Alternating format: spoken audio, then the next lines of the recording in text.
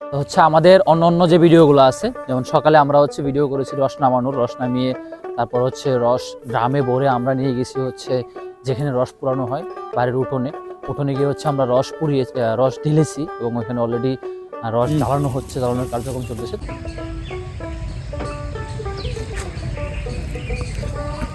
এই যে দেখুন আমাদের এই ঝোলঘরটা, এটা দিয়ে হচ্ছে আপনি পরোটা, তারপর হচ্ছে আটার রুটি, চিতই পিঠা সহ অন্যান্য যে পিঠাগুলো আছে যেগুলো হচ্ছে মধু বা অন্যান্য জিনিসের সাথে খাওয়া যায়, এটার সাথে খেতে পারবেন। তারপর এই গুড়টা হচ্ছে পায়েসে দিয়ে পায়েস রান্না করা যায়, তারপর হচ্ছে পিঠাপুলির জন্য।